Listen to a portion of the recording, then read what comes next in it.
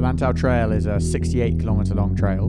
The first half is definitely the hardest, with lots of climbing over Sunset Peak first, then Lantau Peak, then down to Tai O, and a pretty flat section the whole way back along a catchwater back to Moi Wo. We set off at about 6 a.m, aiming to try and complete in about 12 and a half hours, to get back to Moi Wo in time for sunset. Simon ran the Lantau Trail on the 31st of Jan 2022. He did it in 11 hours and 50 minutes, which was an incredible time considering he turned up with about 1 energy bar and 1 water bottle.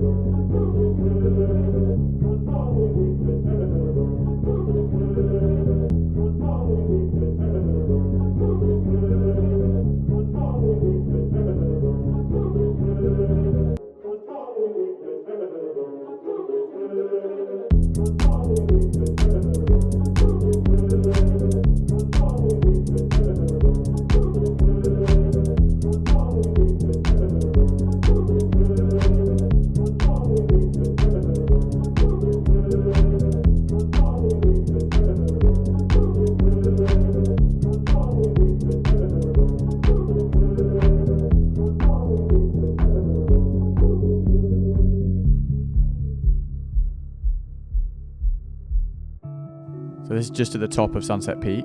I think it's got to be the toughest climb on the course, don't you think? I'd say one of the toughest climbs.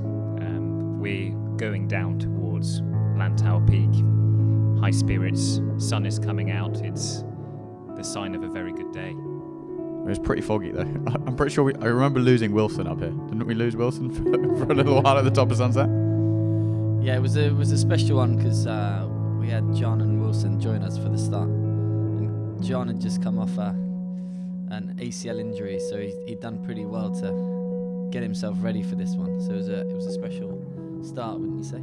Yeah, it absolutely smashed it. And then we had long descent down, and then we had Sam waiting at the bottom with the sandwiches. And what I would say is the checkpoints were worthy of an F1 pit stop. Sam had it all lined up. Put the gear in the bottles, the gels in our naked belts, and we were off in no time. Yeah, I think the checkpoints were definitely more professional than the running. I'd say if you compare the two, there's a difference in level. I remember coming down this side of sunset, we'd come out the clouds, and then you can see Lantau ahead of you, and it's looking pretty dominating, and the tip of Lantau is in the clouds, and it was like, oh, all right, we're heading up there next. Can't see the top, so.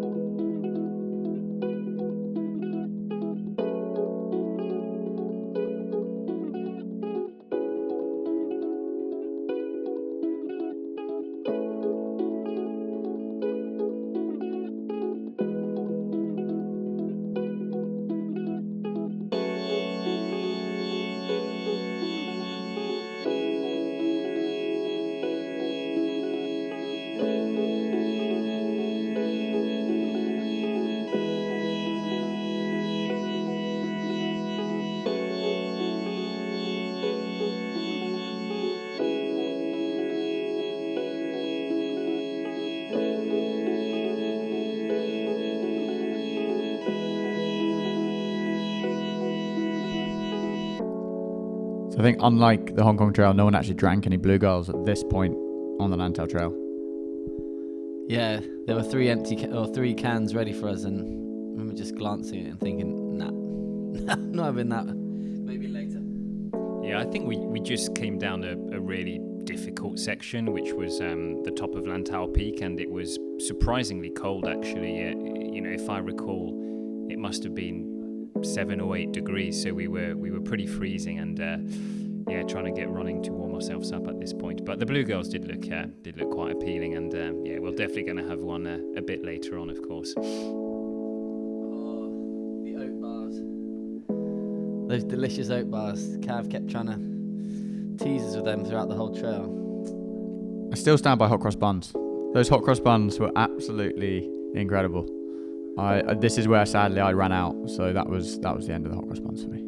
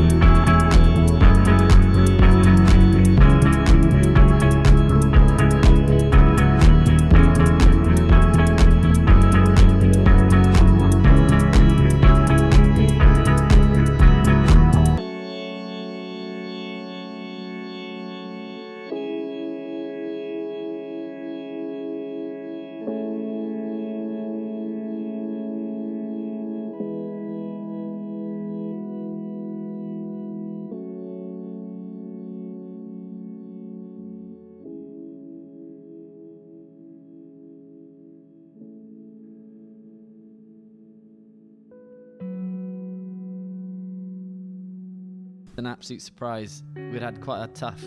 Oh, here we go. The little pup. You got Arlo running out. Hazel is just sat there. I think she's more interested in a cow than in me, sadly. I don't have a dog, but Jess really wants me to have a dog. Jess didn't run out to meet you, I don't.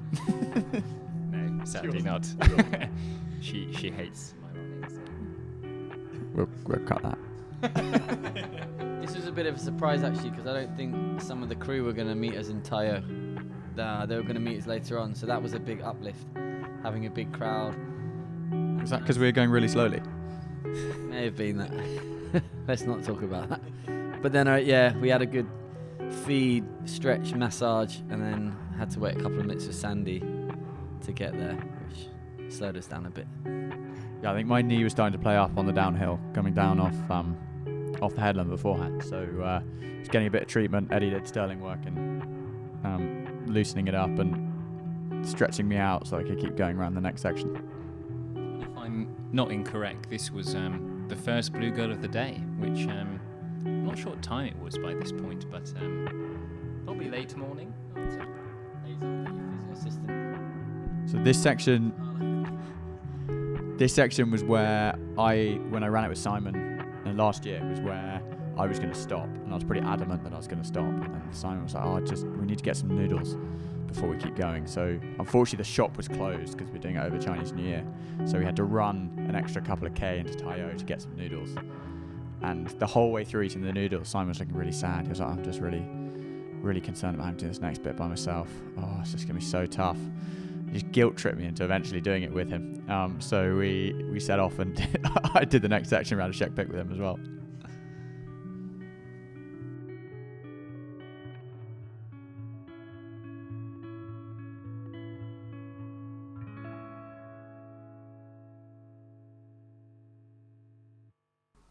Yeah, this was a bit of a tough moment because we were starting to feel it a little bit now, and then this was like a good 14k stretch, so we were like, was good to stop and see everyone have some food and right, we've got to get back on the road. I knew it would be quite tough at this stage. At this point, we've just done 27k, most of the climbing, and then you get to this point and you turn around and you start having to do a 42k back to Muiwo. So it's like, oh, here we go, we're about to do a marathon. And this section was quite interesting because one of our good friends, Lloyd Bradbury, popped out of literally nowhere behind us, and that really lifted the spirits. It's actually a beautiful section, and having Lloyd run it with us was very special. Yeah, I wasn't expecting him to turn up. He just popped out of nowhere on probably the most remote part, cruising along as always.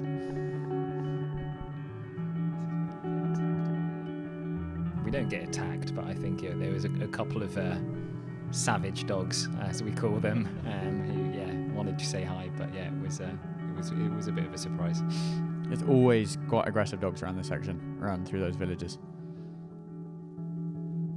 I think here it is. I'm pretty sure these ones tried to attack Simon and I as well.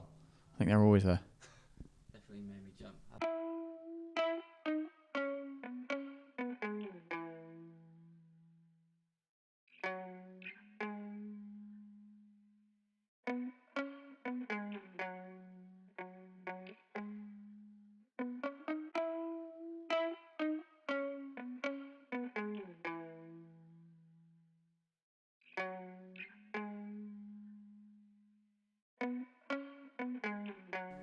Arriving at Shep Pick, we had a lot of supporters come down, which was incredible and a great morale boost when we were just coming around the headland, so it was onto the longest stretch.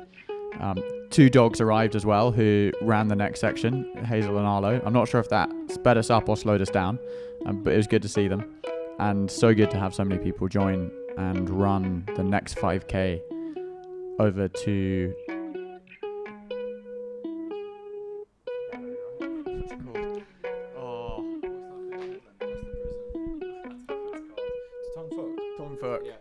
Tongfuk. Run to Tongfuk.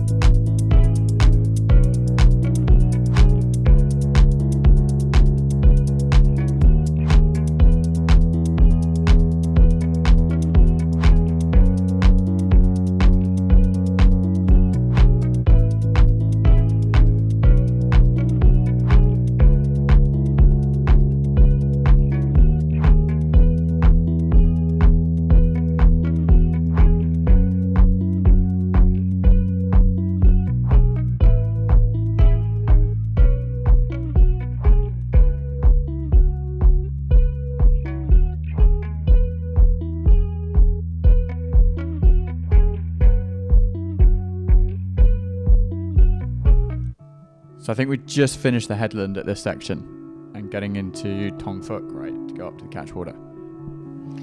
That's right, and at this point I think most of us had our tops off, as the tradition goes. But this section is quite interesting because it is just a long flat. So as I recall, we just got the tunes going. We're trundling along and just having a good time, and also reminiscing on Simon, which was very special. Yeah, we had Sandy and Trista join us at the front. They were flying. They looked super strong. Kept us in good spirits, and even had Jordan and Sally, who I think we lost them. They got lost and disappeared for a bit. So it was quite surprising to see us drop a few people. Yeah, the sport here was amazing. It was great to have so many people out running with us. Dogs running, which is great at times. Sometimes made it harder. And everyone's still in pretty good spirits, I think. My knee was starting to hurt quite a lot. So I was limping, so it was a bit of walking around here. But overall, we're still having a good time. Yeah, and didn't Dorian join us on this section also? Oh yeah. Sorry, Dorian. We love you, man.